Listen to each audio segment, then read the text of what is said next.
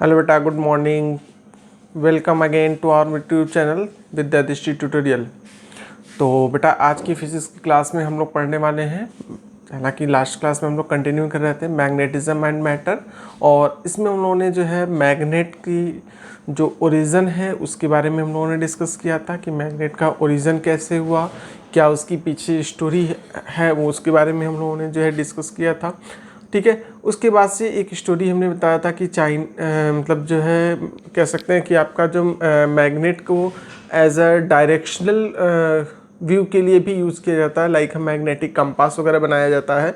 ठीक है, यानी कि डायरेक्शन के पर्पज़ से यूज़ किया जाता है, और सबसे पहले ये चीज़ चाइना ने किया था। ठीक है, चाइना का जो एक एम्परर था, ठीक है, तो उसने जो है मतलब उसके जो इंजीनियर्स थे उन्होंने डिज़ाइन किया था स्पेशल टाइप का कॉर्ड। उसके ऊपर जो है उन्होंने एक मैग्नेट का वो रखा, और उसको जो है उसके ऊपर स्टैचू को इस तरह से इस्टेब्लिश किया था जिससे स्टैचू का फिंगर जो होता था वो हमेशा साउथ डायरेक्शन को इंडिकेट करता था, जिसकी वजह से उस एम्परर को जो है उस एम्परर ने जो है बहुत सारी जंगें जीत ली थी। ठीक है, तो इस तरह से जो है ये सारी चीज़ें हम लोगों ने देखा था। फिर उसके बाद से बार मैग्नेट क्या है होता है उसके बारे में भी हम लोगों ने डिस्कस किया था, और बार मैग्नेट का डिफरेंट जो उसके सेक्शंस होते हैं, डिफरेंट पार्ट्स होते हैं, इसके बारे में भी हम लोगों ने सीखा था। साथ ही हम लोगों ने मैग्नेटिक फील्ड के बारे में भी जो है बहुत सारी इंफॉर्मेशंस गेन की थी कि मैग्नेटिक फील्ड्स क्या होती हैं और किस तरह से मतलब वो एक्ट करती हैं, उनका बिहेवियर कैसा होता है, उनका नेचर कैसा होता है। ठीक है, ये इतनी सारी चीज़ें हम लोग अब तक पढ़ चुके हैं। ठीक है, तो आज की क्लास में हम लोग पढ़ेंगे bar magnet as an equivalent solenoid. क्या पढ़ेंगे? Bar magnet as an equivalent solenoid. तो ये बहुत इंपॉर्टेंट टॉपिक है। Bar magnet as an equivalent solenoid। ठीक है, तो इस मतलब बार मैग्नेट को एक सोलेनॉइड के इक्विवेलेंट कंपेयर करने से पहले हम लोग थोड़ा सा बार मैग्नेट का कुछ और पार्ट्स हम लोग देख लेते हैं। जैसे कि हमने बात किया था कि मोनोपोल एग्जिस्ट नहीं करता है, लेकिन हमें कुछ चीज़ें क्या होती हैं कि एजम्पशंस करनी पड़ती हैं, यानी कि हमें कुछ चीज़ें एज्यूम करनी पड़ती हैं कि मान लीजिए कि मोनोपोल अगर एग्जिस्ट कर रहा होता है। ठीक है, तो जैसे कि अगर आपका एक बार मैग्नेट है, सपोज करिए ये बार मैग्नेट आपका है, this is the north pole and this is the south pole. इनके बीच की जो डिस्टेंस है उसको हमने मान लिया 2L। This is the centre of the bar magnet.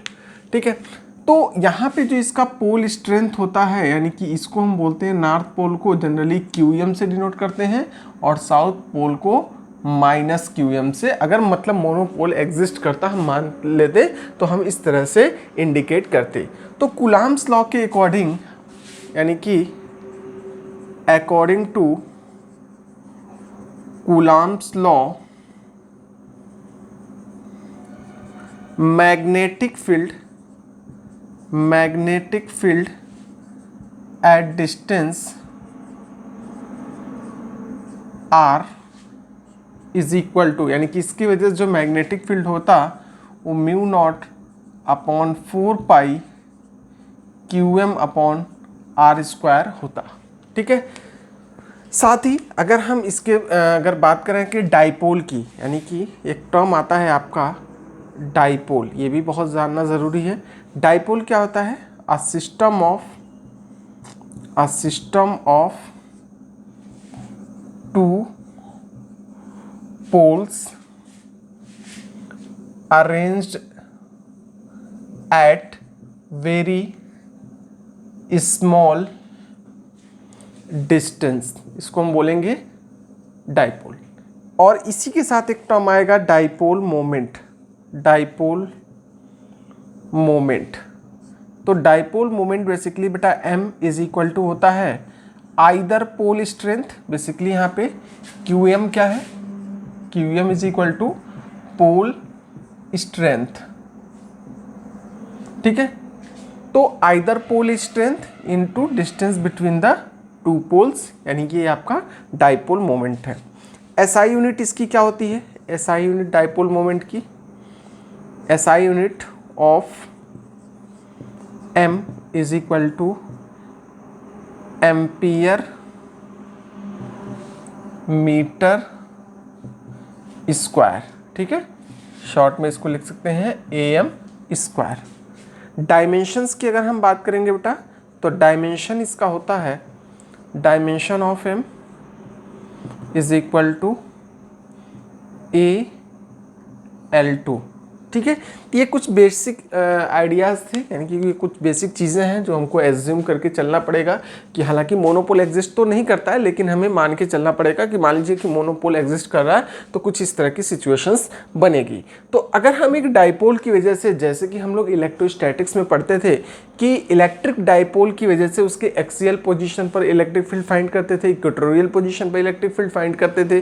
ठीक है, तो उसी तरह से अगर यहाँ पे हम मैग्नेटिक डाइपोल भी लेते हैं, अगर हम इसको पोल स्ट्रेंथ मान लेते हैं, तो इसके एक्सियल पोजीशन पर और इक्वेटोरियल पोजीशन पर मैग्नेटिक फील्ड हम लोग फाइंड आउट कर सकते हैं। ठीक है, तो इसको नोट डाउन कर लीजिए।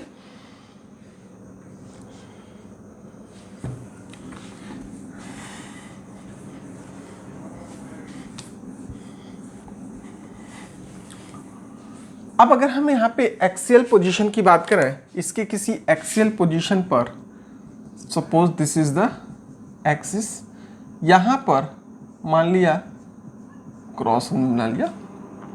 जनरली मैग्नेटिक फील्ड का डायरेक्शन क्या होता है, नॉर्थ टू साउथ होता है, तो इस तरह से हमने इसको क्रॉस से डिनोट कर दिया, मतलब कि अंदर की तरफ जा रहा है।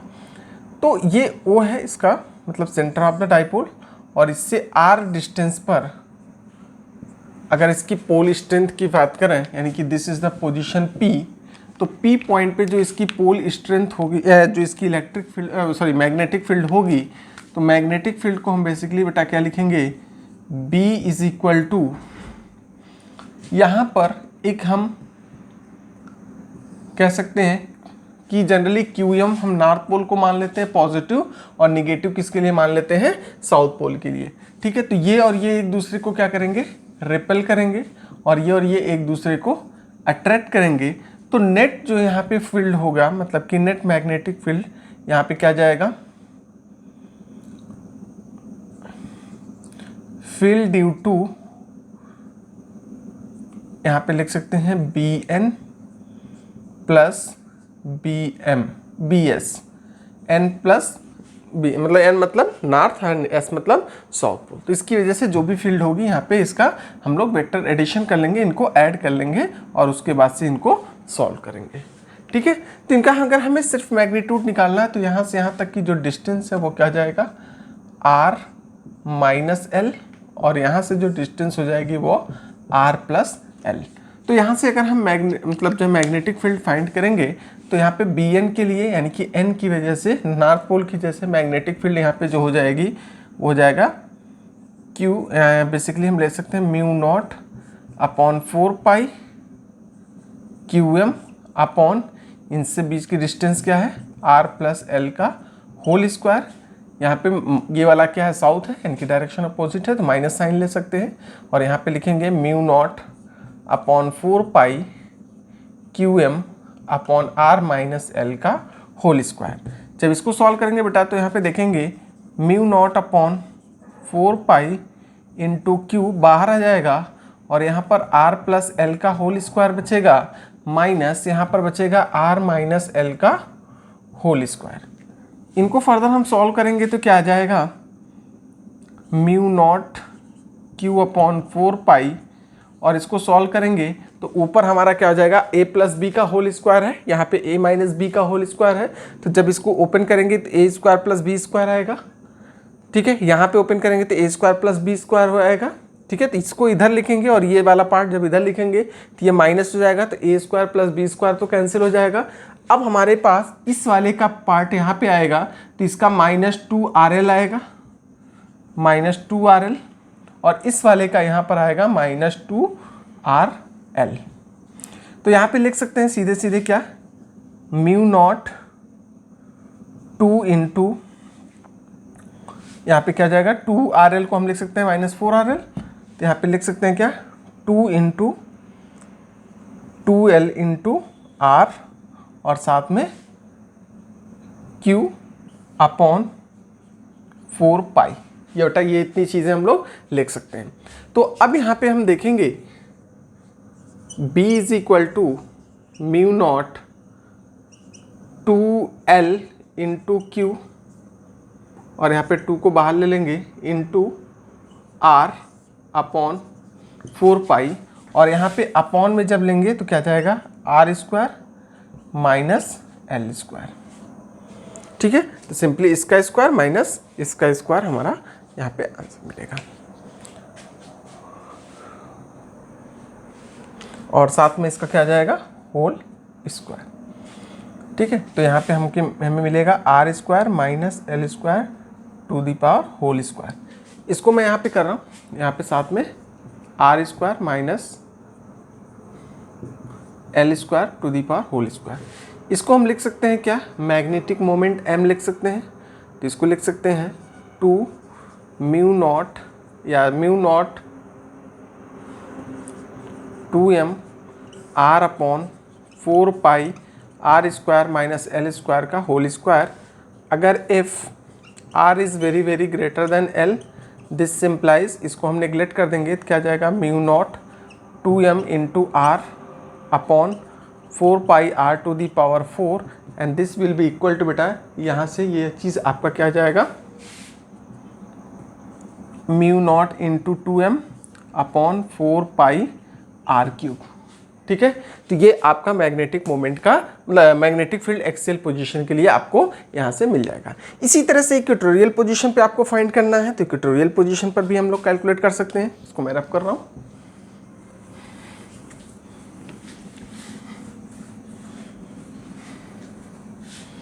अगर हम इसको इक्वेटोरियल पोजीशन पर देखें, एक बार मैग्नेट ही है और इसका हमने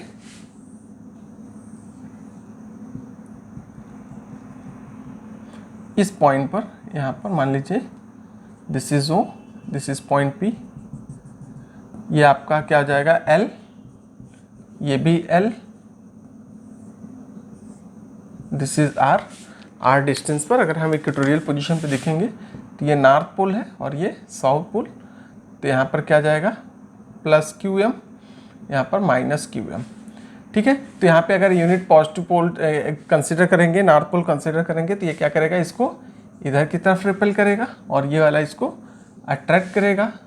तो नेट जो आएगा कुछ इस तरह से आएगा, ये एंगल थीटा, तो ये एंगल भी आपका थीटा और ये भी थीटा हो जाएगा, तो यह जाएगा BN और ये भी हो जाएगा BS। तो इस डायरेक्शन में आपको मिलेगा BN cos थीटा और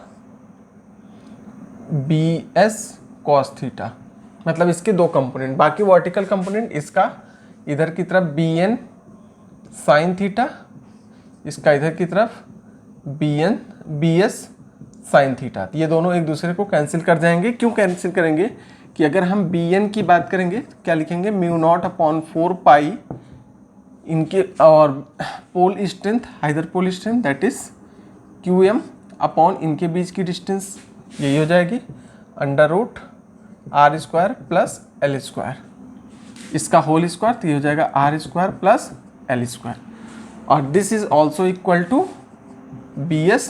तो वर्टिकल कंपोनेंट क्या हो जाएगा, कैंसिल हो जाएगा, और हमारे पास जो नेट मैग्नेटिक फील्ड आएगा, यानी कि net magnetic field at B at point P point पे अगर हम देखेंगे तो क्या जाएगा BN cos theta plus BS cos theta, and this is equal to, इसको दो ऐड कर लेंगे तो 2 टाइम्स BN cos थीटा के इक्वल होगा। BN की वैल्यू यहाँ से लिखेंगे तो क्या जाएगा mu naught upon 4 pi QM upon R square plus L square, और cos थीटा की वैल्यू बेटा यहाँ से देखेंगे तो थीटा है, तो ये बेस अपॉन हाइपोटेन्यूज, तो बेस हमारा हो जाएगा L अपॉन हाइपोटेन्यूज हो जाएगा R square plus L square की पावर 1/2। ये आपका हो जाएगा क्या mu naught QM into 2L upon 4 pi, ये हो जाएगा आपका R square plus L square to the power 3/2, और इसको हम लिख सकते हैं magnetic moment that is mu not M upon 4 pi, और ये आपका हो जाएगा क्या R square plus L square to the power 3/2। इसमें भी वही condition, if R is very very greater than L, तो इसको हम निगलेक्ट कर देंगे, तो क्या जाएगा mu naught M upon 4 pi, और ये निगलेक्ट हो जाएगा, ये हो जाएगा R square to the power 3/2, 2 cancel हो जाएगा, और ये हो जाएगा आर क्यूब। तो कुछ चीज़ें आपको समझ में आ रही होगी, जिस तरह से हम लोग इलेक्ट्रोस्टैटिक्स में निकालते थे कि electric field due to a dipole, ठीक है, इलेक्ट्रिक डाइपोल, उसी तरह से यहाँ पे मैग्नेटिक फील्ड की वजह से भी, यानी कि बार मैग्नेट को अगर हम एक डाइपोल कंसीडर कर रहे हैं तो उस डाइपोल की वजह से, और बार मैग्नेट जो है ऐसा डाइपोल ही है, ठीक है, क्योंकि इसमें 2 पोलैरिटी है, तो उसकी वजह से भी आपको मैग्नेटिक फील्ड मतलब जो है आपको अप्रॉक्सीमेटली कुछ इसी तरह का फॉर्मूला दिख रहा है। यानी इसके आगे भी हम लोग आगे पढ़ेंगे एनालॉगी इसका क्या है, ठीक है। अब सवाल ये होता है, जो हमारा मेन क्वेश्चन था कि bar magnet as an equivalent solenoid, यानी आपको प्रूफ करना है कि बार मैग्नेट एक इक्विवेलेंट सोलेनाइड की तरह से होता है, ठीक है, bar magnet as an equivalent solenoid. तो इसको अगर हम दूसरी तरह से भी अगर देखें, एक फाइनाइट सोलेनॉइड ले लें और उस फाइनाइट सोलेनॉइड से, ठीक है, किसी एक्सियल पोजीशन पर अगर मैग्नेटिक फील्ड निकाल लें और उस मैग्नेटिक फील्ड का फार्मूला इस बार मैग्नेट के एक्सियल पोजीशन पर जो मैग्नेटिक फील्ड का फार्मूला आया था, क्या आया था, ध्यान रखिएगा, इसको मैं रफ कर रहा हूं।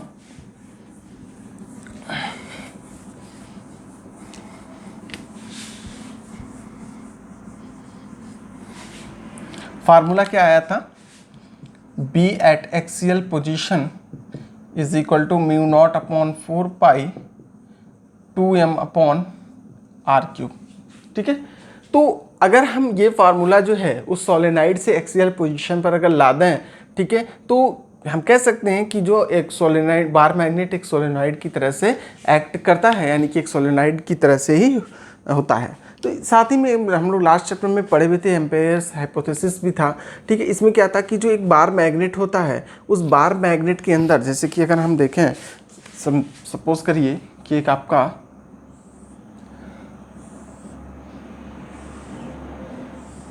बार मैग्नेट है, तो इसमें जो इलेक्ट्रॉन्स हैं वो रिवॉल्व कर रहे होंगे कुछ इस तरह से।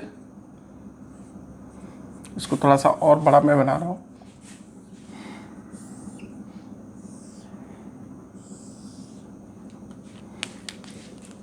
ठीक है। तो इसमें जो इलेक्ट्रॉन्स होंगे वो कुछ इस तरह से रिवॉल्व कर रहे होंगे, और जो अंदर का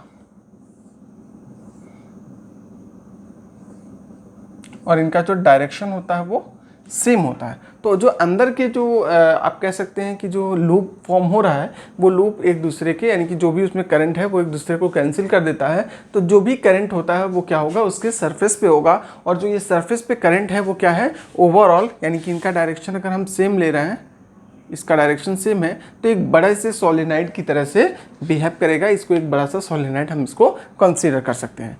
तो फिलहाल हमारा जो मेन टारगेट था कि बार मैग्नेट को as an equivalent solenoid proof करना है, ठीक है। तो इसको हम लोग मैथमेटिकली भी प्रूफ कर सकते हैं, बाकी थ्योरेटिकली भी हम कह सकते हैं कि एक बार मैग्नेट जो है एक सोलेनाइड की तरह से एक्ट करता है, या एक सोलेनाइड जो है एक बार मैग्नेट की तरह से एक्ट करता है।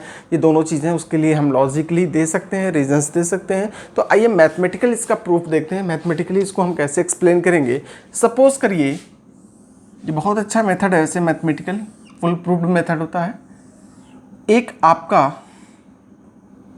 सोलेनाइड है, ठीक है, और ये सोलेनाइड कैसा है, फाइनाइट लेंथ का है, मतलब इसकी लेंथ फिक्स है, और इसकी लेंथ को हमने मान लिया 2L। क्या मान लिया, 2L। जो इसका रेडियस है इसको हमने मान लिया A इज़ द रेडियस, ठीक है। तो अब अगर हम मान लीजिए ये आप एक्सेस इसका है, this is the centre, this is the vertical axis. अगर किसी पोजीशन पर यहाँ पे इसमें कंसिडर कर लें, एक रिंग कंसिडर कर लें, पतली सी रिंग हमने कंसिडर कर लिया, जिसकी लेंथ हम कह सकते हैं, जिसकी जो भी थिकनेस है वो dx है, ठीक है। और इसकी जो पोजीशन है इस एक्सिस से x डिस्टेंस पर है। क्या है, x डिस्टेंस पर इसकी हमने पोजीशन ले लिया, ठीक है। अब यहाँ से हमने r डिस्टेंस पर, सपोज दिस इज द, यहाँ पर हमें मैग्नेटिक फील्ड फाइंड करना है, दिस इज पॉइंट P, और ये इस वाले यानी कि इसके सेंटर से R डिस्टेंस पर है। ठीक है, तो जैसा कि हमें मालूम है कि यहाँ से यहाँ तक की अगर हम बात करें, ठीक है, तो यहाँ से यहाँ तक क्या है बेटा, यहाँ से यहाँ तक बेसिकली आपका L है। तो अगर हम यही चीज़ यहाँ से यहाँ तक के डिस्टेंस की बात करें तो पूरा यहाँ से यहाँ तक ये है, तो हम इसको लिख सकते हैं R माइनस L।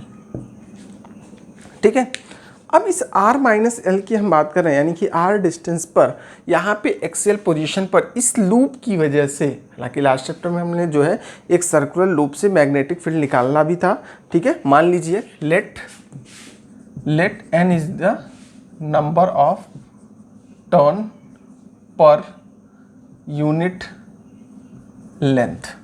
ठीक है, तो इसकी लेंथ हमने मान लिया dx, तो नंबर ऑफ टर्न्स ले लिया, तो number of turns n is equal to क्या आ जाएगा, small n into dx।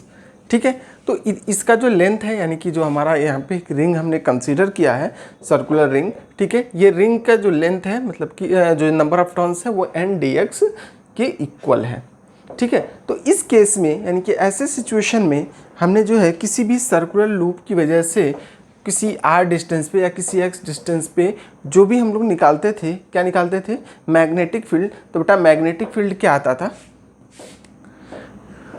dB, basically ये मैग्नेटिक फील्ड आपका dB के फॉर्म में आता था, और ये क्या आता था, mu naught dx, mu naught n dx, mu naught into number of turns, यानी कि जो भी dx, और इसमें जो भी करंट है दैट इज द I, और जो इसका सर्किल है भाई, जाहिर सी बात है जो एरिया इसका होगा वही, मतलब इसका इसके रेडियस का स्क्वायर हम लेते थे, a स्क्वायर।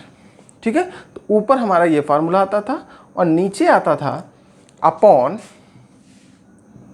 2 टाइम्स, क्या आता था, अपॉन 2 टाइम्स, और ये जो डिस्टेंस होता था, यानी कि कहने का मतलब यहाँ से यहाँ तक x है, और यहाँ से यहाँ तक हमारा क्या है, यहाँ पे कुछ गलत हो रहा है, यहाँ से अगर हमने डिस्टेंस लिया r, तो यहाँ से डिस्टेंस लेंगे तो ये हो जाएगा r माइनस एक्स हो जाएगा।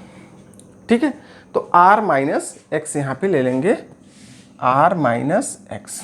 ठीक है, और इस r माइनस एक्स का क्या होता था, whole square plus a square, और इस पूरे की जो पावर होती थी वो होती थी 3/2। ठीक है, तो ये फार्मूला अगर आपको याद होगा, यानी कि लास्ट चैप्टर का ये फार्मूला है, ये चीज़ हम लोग डिराइव करते थे। और इसी में कंडीशन अगर करें, if r is very very greater then x, ठीक है, r x से बहुत ज़्यादा ग्रेटर हुआ तो उस सिचुएशन में क्या होगा, सोचिए बताइए। ठीक है, तो ये a से, और साथ में and r is very very greater then a, तो इन दोनों को हम लोग निगलेक्ट कर देंगे, तो ये हमारा क्या जाएगा, r square, square square cancel हो जाएगा, तो यही फार्मूला हो जाएगा mu not n i a square upon r cube into dx। ठीक है, ये आ जाएगा।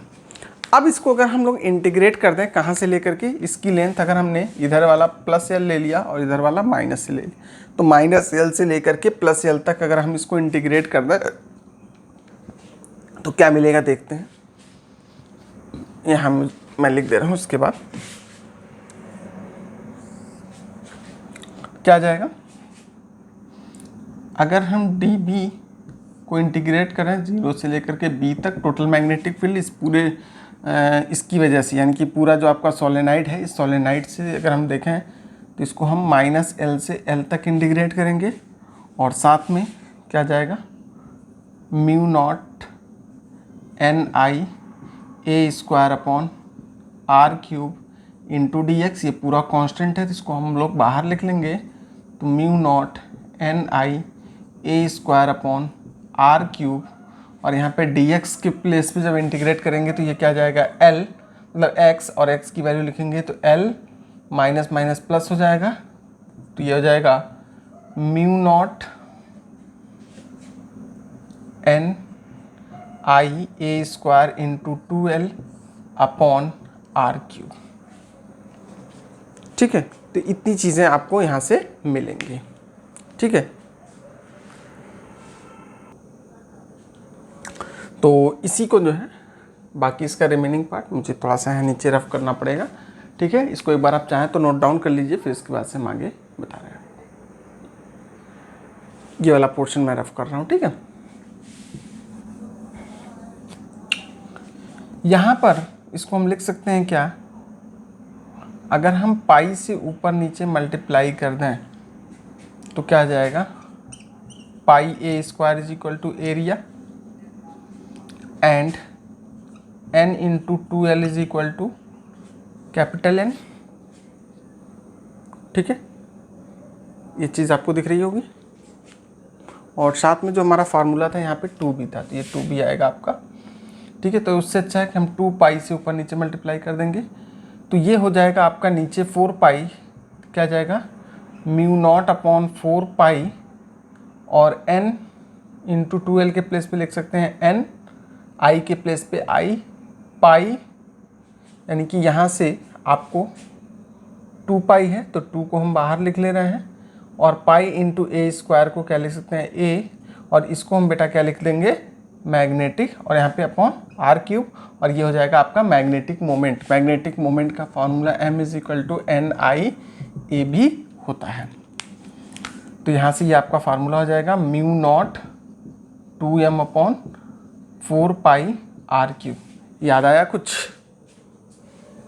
एक्सियल पोजीशन पर जो डाइपोल की वजह से आता था, मैग्नेटिक डाइपोल की वजह से, मतलब कह सकते हैं कि एक बार मैग्नेट की वजह से जो फार्मूला आता था मैग्नेटिक फील्ड का, वही फार्मूला एक सोलेनाइड से भी आ रहा है। यानी इसके पूरे इसको रोल कर रहे हैं यहाँ से यहाँ तक कि टोटल इसकी मैग्नेटिक फील्ड, इसकी पूरे सोलेनाइड की वजह से जो मैग्नेटिक फील्ड है वो भी सेम आ रही है। यानी कि कह सकते हैं कि एक bar magnet is a like a solenoid, यानी कि कह सकते हैं एक bar magnet as an equivalent solenoid होता है।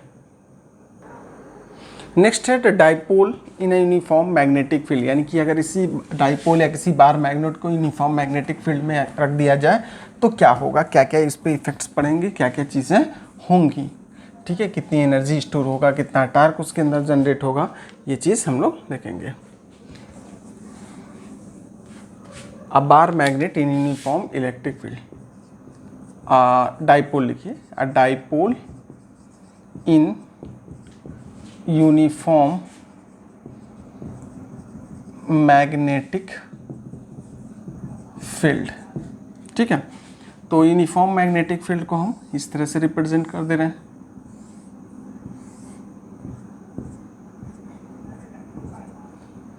और आपका एक बार मैग्नेट है, सपोज करिए, इसकी जो पोल स्ट्रेंथ है जनरली ये आपका नॉर्थ और इधर की तरफ साउथ है, तो इसको हमने मान लिया -QM और इसको +QM। तो ये इधर की तरफ और ये इधर की तरफ ऐसे मूव करेगा, तो जाहिर सी बात है इसके अंदर रोटेशन होगा। इसकी लेंथ है 2L, तो इस वाले डायरेक्शन में अगर हम देखा जाए, ये एंगल अगर थीटा पर इंक्लाइंड है तो ये हो जाएगा आपका 2L साइन थीटा, ठीक है। तो अगर हम इसके टॉर्क की बात करेंगे, torque tau is equal to force, जो इसके अंदर फोर्स लगेगा वो बेसिकली जो भी इस पर फोर्स लगेगा फील्ड इनटू पोल स्ट्रेंथ, यानी कि QM into B into perpendicular distance 2L sine theta, ठीक है। B is the magnetic field, तो यहाँ पे क्या जाएगा, QM into 2L into B sine theta, और इसको हम बेटा क्या लिख सकते हैं, मैग्नेटिक मोमेंट। तो यहाँ से ये आ जाएगा आपका MB साइन थीटा। अगर वेक्टर के फॉर्म में लिखेंगे तो इसको हम लिखेंगे M क्रॉस B, ठीक है। तो टार्क इसका ये आ गया। मान लीजिए कि थीटा डिग्री इसके अंदर अगर रोटेशन हो रहा है, अगर हम एनर्जी की बात करें, पोटेंशियल एनर्जी, कौन सी एनर्जी, पोटेंशियल एनर्जी, तो पोटेंशियल एनर्जी क्या जाएगा, work is equal to tau D theta, और इसको इंटीग्रेट करेंगे θ1 से लेकर के θ2 तक, जैसे कि आपने पहले पोटेंशियल एनर्जी सेकेंड चैप्टर में भी हम लोगों ने किया था, सेम उसी तरह से यहाँ भी करना है। वहाँ पे इलेक्ट्रिक फील्ड लेना था, यहाँ पे आपको मैग्नेटिक फील्ड लेना है। वहाँ पे इलेक्ट्रिक चार्ज लेना था, यहाँ पर मैग्नेटिक पोल स्ट्रेंथ लेनी है, ठीक है। तो यहाँ पे क्या जाएगा, θ1 से लेकर के θ2 तक, और यही एनर्जी जो है, वर्क जो है, वो एनर्जी के पोटेंशियल एनर्जी के फॉर्म में स्टोर होगी θ1 से θ2 तक। और टार्क के प्लेस में हम यहाँ पे क्या लिखेंगे, mb sine theta D theta. इसको इंटीग्रेट कर देंगे तो क्या जाएगा, mb कांस्टेंट है बाहर, साइन थीटा का इंटीग्रेशन, साइन का क्या होता है कॉस, और कॉस का साइन का डिफ्रेंशिएशन कॉस, और कॉस थीटा का माइनस साइन थीटा। तो यहाँ पे साइन थीटा है तो हो जाएगा माइनस कॉस थीटा, θ1 से लेकर के θ2 तक। यहाँ पे हो जाएगा mb माइनस कॉस θ2, और माइनस साइन चाहे तो हम बाहर पहले ले लें, तो हो जाएगा कॉस θ2 माइनस कॉस θ1। माइनस को जब आप अंदर ले जाओगे तो क्या जाएगा, mb कॉस θ1 से लेकर के कॉस θ2 तक। ठीक है, या अगर हम लिख सकते हैं θ1 is equal to 0 degree and θ2 is equal to 90 degree, this simplifies torque will be equal to maximum और this is equal to mb। ठीक है, और अगर यहीं पे θ1 इज इक्वल टू थीटा, तो this simplifies and θ2 is equal to 90, this simplifies torque is equal to mb cos theta. ठीक है, या फिर हम इसको सीधे लिख सकते हैं that is equal to m dot, sorry torque नहीं, potential energy m dot b भी लिख सकते हैं। और चूंकि एनर्जी कैसी क्वांटिटी होता है, स्केलर क्वांटिटी होती है, इसलिए हमने स्केलर फॉर्म में इसको लिखा है। ठीक है, तो आई थिंक ये पॉइंट्स आपके क्लियर हो गए होंगे। ठीक है, अच्छा, तो ये तो हो गया मेन इसका वो चीज़ है। अगर बाकी हम बात करें कि एक आपका डाइपोल है, वो यूनिफॉर्म मैग्नेटिक फील्ड के अंदर रोटेट करता है, तो किस तरह से रोटेशन होगा, कैसा रोटेशन होगा, तो उसके रोटेशन देखते हैं क्या है। तो देखिए यहाँ पे जैसे ये आपका दिख रहा है फ्रीली सस्पेंडेड, तो यहाँ पे टार्क की बात करेंगे तो टार्क इज इक्वल टू हो जाएगा माइनस mb साइन थीटा।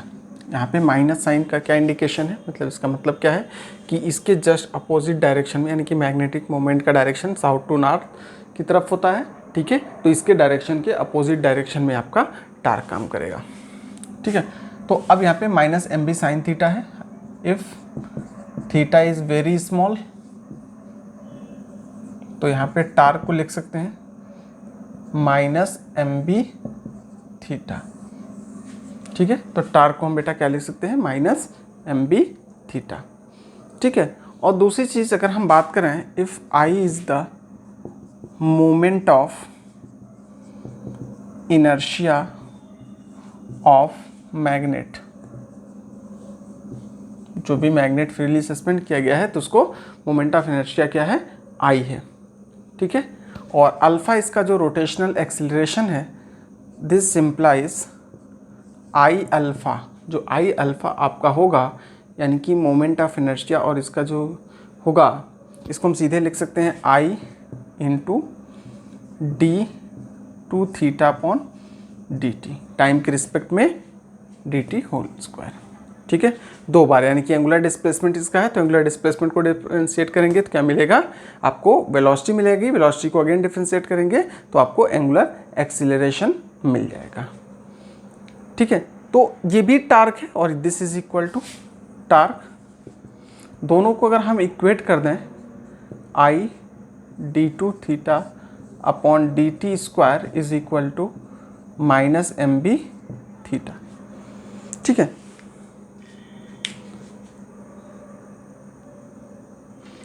ठीक, तो इसको हम कह सकते हैं यहाँ पे डिफ्लेक्टिंग टार्क, डिफ्लेक्टिंग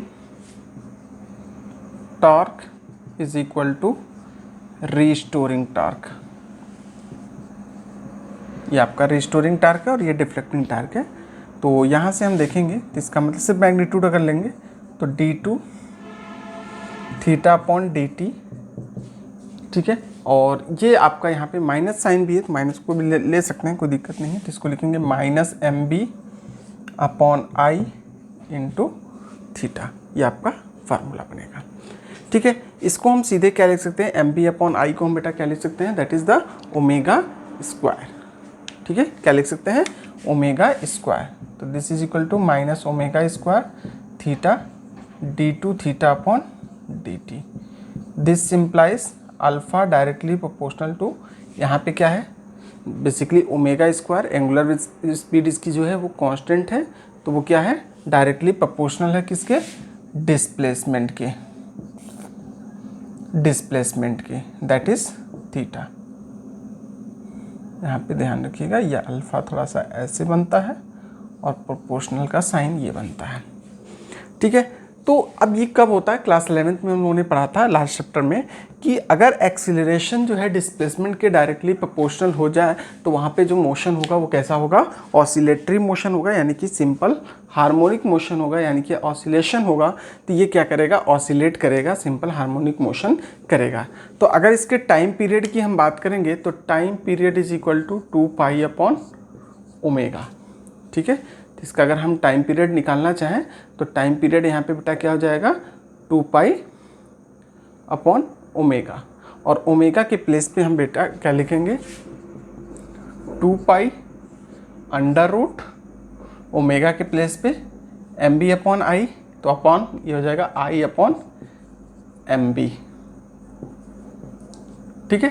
तो यहाँ पे टाइम पीरियड जो हो जाएगा 2 under root i upon mb। ये सब चीज़ें लास्ट चैप्टर में हम लोगों ने पढ़ा भी था, ठीक है। तो टाइम पीरियड आपका यहाँ से इस तरह से निकल जाएगा, ठीक है। तो I think most of the चीज़ें जो है इसमें ये इस टॉपिक की कवर हो गई होंगी, सारी चीज़ें लगभग कवर हो गई हैं। अब इसके बाद से एक चीज़ आती है एनालॉगी। एनालॉगी का मतलब क्या है कि इलेक्ट्रोस्टैटिक्स एनालॉगी क्या है, किस तरह से हमारा मैग्नेटिक फील्ड इलेक्ट्रोस्टैटिक्स से जो है इलेक्ट्रोस्टैटिक फील्ड का एनालॉग है, उससे मिलता जुलता है, ठीक है। तो आइए देखते हैं, ठीक है। एनालॉगी देखिए जिस तरह से हम लोग इलेक्ट्रोस्टैटिक फील्ड में यूज़ करते थे, इलेक्ट्रोस्टैटिक फील्ड की ई से डिनोट करते थे, यहाँ पे क्या हो गया, मैग्नेटिक फील्ड को बी वेक्टर से डिनोट करेंगे। जैसे वहाँ पे हम लोग यूज़ करते थे that is the dipole moment, electric dipole moment, यहाँ पर मैग्नेटिक डाइपोल मोमेंट यूज़ करेंगे या मैग्नेटिक मोमेंट यूज़ करते हैं। वहाँ पे कांस्टेंट टर्म यूज़ करते थे 1/4 एप्सिलॉन नॉट, यहाँ पर कांस्टेंट टर्म यूज़ करेंगे μ0/4, ठीक है। और अगर हम इलेक्ट्रिक फील्ड की बात करें, मान लीजिए कि इक्वेटोरियल पोजीशन पर निकालते थे, तो इलेक्ट्रिक फील्ड में हम लोग निकालते थे electric field at equatorial position क्या आता था, 1/4 epsilon not Q upon R³। यहाँ पे क्या आता है, सॉरी क्यों नहीं, यहाँ पे P अपॉन R³ आता था। तो यहाँ पे क्या आता है, μ0/4 और यहाँ पे P अपॉन R³। कुछ इसी तरह से एनालॉगी यहाँ पे भी दिख रही है। उसी तरह से एक्सियल पोजीशन पर निकालेंगे, एक्सियल पोजीशन पे आता था μ0, सॉरी यहाँ पे P नहीं है M होता है, तो 2m/4 R³ और यहाँ पर एक्सियल पोजीशन पर निकालते थे तो 1/4 epsilon not 2p upon R³। कुछ इस तरह से मिलते जुलते एनालॉगी है, ठीक है। तो इसी का जो है हम लोग यूज़ करेंगे, ठीक है। तो इतना बस, कुछ बहुत ज़्यादा कुछ चीज़ें कॉमन होती हैं, यानी कि सिर्फ और सिर्फ क्या है, नाम चेंज है, टर्मिनोलॉजी चेंज है, बाकी कॉन्सेप्ट आपका इलेक्ट्रोस्टैटिक जैसा ही है। नेक्स्ट टॉपिक आपका है magnetism and Gauss law. Magnetism and Gauss law की अगर हम बात करें तो गॉस लॉ क्या होता है, सबसे पहले हम लोग गॉस लॉ की बात करें तो गॉस लॉ क्या होता है बेटा, गॉस लॉ का अगर स्टेटमेंट नोट कर लीजिए अगर चाहें तो, कि Gauss law in magnetism states that net flux through any closed, Gauss law in magnetism states that net flux through any closed surface is zero, ठीक है। तो इसका देखिए, net flux through any closed surface is zero, किसी भी close surface से जो net flux होगा वो ज़ीरो होगा। ये गॉस लॉ का स्टेटमेंट है, सीधा सीधा फंडा अगर हम देखें, that is magnetic flux φB is equal to surface integral कह सकते हैं, कोई भी क्लोज सरफेस है मतलब कि B dot DA is equal to zero होता है। ये आपका सीधे सीधे गॉस लॉ का स्टेटमेंट। इससे क्या पता चलता है, यानी कि इसके क्या कॉन्सिक्वेंसेस हैं। तो सबसे पहला कॉन्सिक्वेंस ये होता है कि यानी कि किसी भी क्लोज सरफेस के अंदर, यानी उसके अंदर कोई भी जो है आपका पोलैरिटी नहीं जनरेट होती है, यानी कि मोनोपोल एग्जिस्ट नहीं करता। ये सबसे बड़ा उसका कॉन्सिक्वेंस है, यानी कि कह सकते हैं सिग्निफिकेंस है। ठीक है, तो ये क्वेश्चन आपका 2019 में आया भी था कि state the Gauss law for magnetism and right its significance. ठीक है, तो आपको स्टेटमेंट लिखना है और उसके बाद से ये फार्मूला लिखना है और फिर उसके बाद से आपको क्या लिखना है कि कम से कम 2 पॉइंट सिग्निफिकेंस का आपको लिखना है। तो 1 पॉइंट अभी हमने क्या बताया सिग्निफिकेंस, कि इससे हमें क्या पता चल रहा है कि जो पहला था, यानी कि Gauss law indicate that there is a no source और sink of the magnetic field inside a close surface, मतलब कि monopole, isolated monopole does not exist. ये फर्स्ट कॉन्सिक्वेंस इसका हो गया। नेक्स्ट कॉन्सिक्वेंसेस इसका क्या है कि magnetic poles is always exist as unlike pair of the equal strength, यानी कि जो मैग्नेटिक पोल्स होते हैं वो अनलाइक, मतलब एक तरफ हमारा जो है नॉर्थ है तो दूसरी तरफ साउथ पोल, और दोनों की जो स्ट्रेंथ होगी वो इक्वल होगी। ये चीज़ इससे पता चलता है, तभी जो है क्या हो रहा है कि नेट फ्लक्स यानी कि 0 हो रहा है। ठीक है, तो इस तरह से ये सारी चीज़ें, कम से कम ये 2 पॉइंट्स आपको याद रखने हैं, और इसी के साथ ये टॉपिक जो आपका लगभग कंप्लीट हो गया। ठीक है, तो नेक्स्ट क्लास में हम लोग नए टॉपिक के साथ मिलेंगे। ठीक है, आज के लिए फ़िलहाल इतना ही। Thank you, have a nice day.